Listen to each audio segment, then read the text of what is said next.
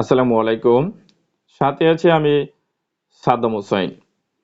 আলোচনা করব যারা যৌন সমস্যার ভুগতেছেন বা যাদের ইরেকটোলাইল ডিসফাংশন বা লিঙ্গ উত্থানজনিত সমস্যা রয়েছে যাদের, তাদের জন্য খুবই হেল্পফুল এবং বেশ কার্যকরী একটি ওষুধ নাইগ্রা ট্যাবলেট। এই নাইগ্রা ট্যাবলেট নিয়ে এটার বিস্তারিত আমি এই ভিডিওটিতে আলোচনা করব। এটার কি কাজ করে, এটার ফার্মাকোলজি কি রয়েছে, আপনারা কিভাবে খাবেন এবং এটার খাওয়ার ফলে আপনাদের শরীরে কিছু পার্শ্ব প্রতিক্রিয়া রয়েছে কিনা এবং কারা খেতে পারবেন না এবং অন্য ওষুধের সাথে এটি মিতক্রিয়া বা ইন্টারেকশন করে কিনা সে বিষয়টা আলোচনা করব। নায়াগ্রা, আমরা যদি এটার জেনেটিকে নামে আসি, সেটা হবে সিডেনাফিল সাইটেট এবং এটি সাধারণত 100 mg এবং 50 mg এই দুইটি আকারে কিন্তু বাজারে পাওয়া যায় এবং এই ওষুধটিকে তৈরি করেছে ডেল্টা ফার্মা লিমিটেড। এবার আমরা যদি 100 mg একটি ওষুধের দাম দেখি, সেটার দাম হচ্ছে প্রতি ওষুধের দাম 20 টাকা করে। আমরা যদি একটু ইন্ডিকেশনে আসি, অর্থাৎ নায়াগ্রা বা সিডেনাফিল কি কি কাজ করে। প্রথমে বলেছেন ইরেকটাইল ডিসফাংশন রয়েছে, যাদের পালমোনারি আর্টারি হাইপারটেনশন, এটা শুধু যে যৌন উত্তেজনিত সমস্যা নয়, আপনার যাদের পালমোনারি আর্টারির হাইপারটেনশন রয়েছে তাদের জন্য এটা কিন্তু বেশ উপকারী। কিভাবে খাবেন নায়াগ্রাটাকে? আমরা খাবারের সাথে বা খাবার ছাড়াও এটাকে আপনাকে খেতে পারেন। এখন আমরা যদি ডোজে আসি, কোন ডোজে খাবেন? আপনার যদি ইরেকটোরাল ডিসফাংশন থাকে এবং সেটা যদি আপনি মুখে খান, তাহলে যৌন মিলনের প্রায় 1 ঘন্টা আগে 50 মিলিগ্রাম ওষুধটাকে আপনি খেতে পারেন এবং আপনার প্রিনাল প্রতিক্রিয়ার উপর বা আপনার লিঙ্গের প্রতিক্রিয়ার উপর নির্ভর করে এই ডোজটাকে আপনি সামঞ্জস্য করতে পারেন, কম এবং বেশি। এবং সর্বোচ্চ আপনি 100 মিলিগ্রাম পার ডোজ এবং এর বেশি আপনাকে নেওয়া উচিত নয়। আপনি 24 ঘন্টার ভিতরে 100 mg, তার উপরে আপনি নাইগ্রাটা কখনই খাবেন না। তাহলে রিকমেন্ডেড ডোজ রয়েছে আপনি 24 ঘন্টায় সর্বোচ্চ 100 mg খেতে পারবেন। বয়স্ক রোগীর ক্ষেত্রে এবং যাদের বয়সটা সাধারণত 65 বছরের উপরে রয়েছে, তাদের নিম্ন প্রাথমিক ডোজটা সাধারণত 25 মিলিগ্রাম থেকে শুরু করতে হবে এবং এটাকে আস্তে ধীরে 50 mg মতো করা যেতে পারে। যাদের হেপাটিক বা লিভারের সমস্যা রয়েছে তাদেরকেও প্রাথমিকভাবে 25 মিলিগ্রাম দিয়ে শুরু করতে হয়।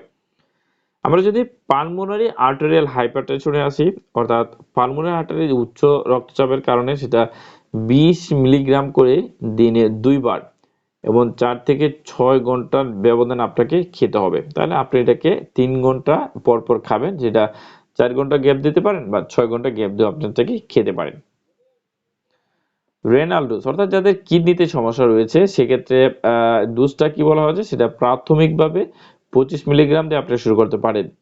কন্ট্রাইন্ডিকেশন বা প্রতিনির্দেশন, অর্থাৎ কারা এটাকে খেতে পারবেন না, যাদের অতি সংবেদনশীলতা বা হাইপার সেন্সিটিভ রয়েছে এবং রোগীরা একযোগে বা বিরতিহীনভাবে কোনো আকারে জৈব নাইট্রেট, অর্থাৎ আপনি জৈব নাইট্রেট জাতীয় বা অন্যান্য ইলেকট্রাল ডিসফাংশনের যে ওষুধগুলো রয়েছে সেই ওষুধগুলোর সাথে একত্রে আপনি এটাকে খাওয়া যাবে না। আপনি যদি অন্য কোনো লিঙ্গ উত্থানজনিত বা ইলেকট্রাল ডিসফাংশন ওষুধ খেয়ে থাকেন, সেটা বন্ধ করার পরেই কেবল আপনি নাইগ্রা 100টাকে খেতে পারবেন।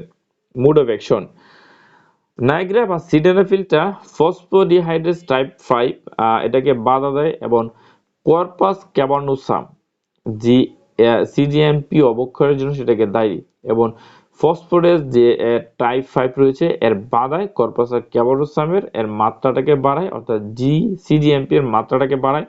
ফলে যে পেশি রয়েছে পেশিটা কি শীতল হয় এবং কর্পাস ক্যাভার্নোসামে যে রক্ত প্রবাহটা বৃদ্ধি পায়, ফলে আপনার লিঙ্গটা উত্থানটা কি শুরু হয়, অর্থাৎ ইরেক্ট হতে শুরু করে।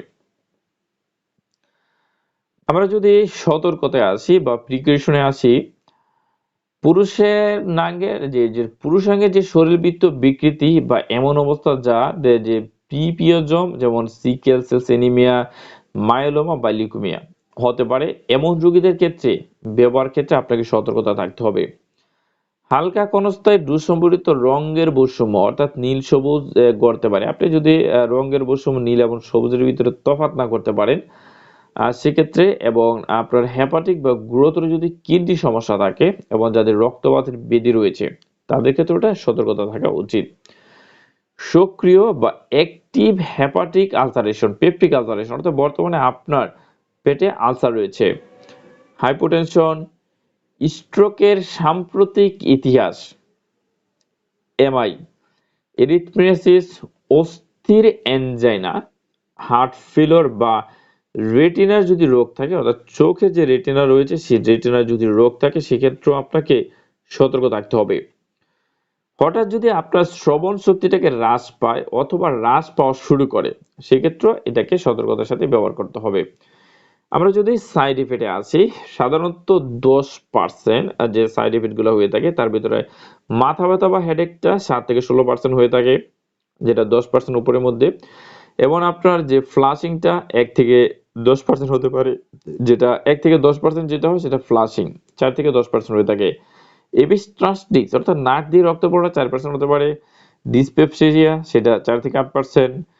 ইনসোমনিয়া বা অনিদ্রা 6% হতে পারে। ইরিথেমা 5%, ডায়রিয়া 4%, মাথা ঘোরানোটা 2% এবং আপনার ত্বকের ফুসকুড়িটা 2% হতে পারে।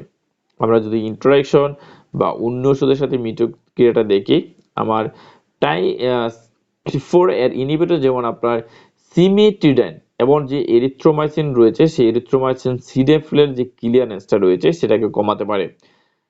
এছাড়া যেমন আপনি রিফাম্পিসিন সিডেনাফিলের যে প্লাজমা ঘনত্বটাকে সেটাকে কমিয়ে দিতে পারে, যে টিবি রোগের ওষুধ রিফাম্পিসিন। তাহলে এই ক্ষেত্রে কি ইন্টারাকশন তৈরি হচ্ছে একটা। আপনি যদি বিটা ব্লকারের সাথে খান, কিছু হাইপারটেনশন ওষুধ রয়েছে সেখানে লক্ষণগত হাইপারটেনশন এবং রিবানাবির দ্বারা যে প্লাজমার ঘনত্বটা কিন্তু বৃদ্ধি পেতে পারে। সম্ভাব্য মারাত্মক ইন্টারাকশন করতে পারে কোনটা, আপনার জৈবনাইট্রেট এবং নিকোরাড্রিনের যে হাইপোটেনসিভ প্রভাবটাকে আরো বেশি শক্তিশালী করতে পারে। তাহলে এই ওষুধগুলা আমি সিমিটিডাইন, এরিথ্রোমাইসিন, বিটা ব্লকার, রিটোনাবির এবং জৈবনাইট্রেট এবং রিকোরাড্রিনের সাথে ব্যবহারের ক্ষেত্রে এটি ইন্টারাকশন তৈরি করে। তাহলে সেই ক্ষেত্রে এটাকে অ্যাভয়েড করে চলাটা কি উচিত। তাহলে এই ছিল নায়াগ্রা বা সিডেনাফিল বা নায়াগ্রা 100 ট্যাবলেটের কিভাবে খাবে এবং সেটার কি ডোজে খাবে, কি কাজ করে, সেটার পার্শ্ব প্রতিক্রিয়া কি, ইন্টারাকশন কি অনুষদের সাথে করে কিনা, কারা খেতে পারবেন না, সেই বিষয়টি নিয়েই বিস্তারিত আলোচনা করা হয়েছে। যদি ভিডিওটি আপনার ভালো লাগে অবশ্যই আপনি ভিডিওতে একটি লাইক করবেন, কমেন্টস করে আপনার মতামত দিতে পারেন, প্রশ্ন করতে পারেন। আমি চেষ্টা করবো আপনাদের প্রতিটি প্রশ্নের উত্তর দেওয়ার জন্য। আর ভিডিওটিকে শেয়ার করে দেওয়ার জন্য অনুরোধ করছি, অবশ্যই ভিডিওটিকে শেয়ার করে দেবেন। পরবর্তী ভিডিও নিয়ে খুব শীঘ্রই ফিরে আসবো। সে পর্যন্ত ভালো থাকুন, সুস্থ থাকুন এই কামনা করছি। আল্লাহ হাফেজ।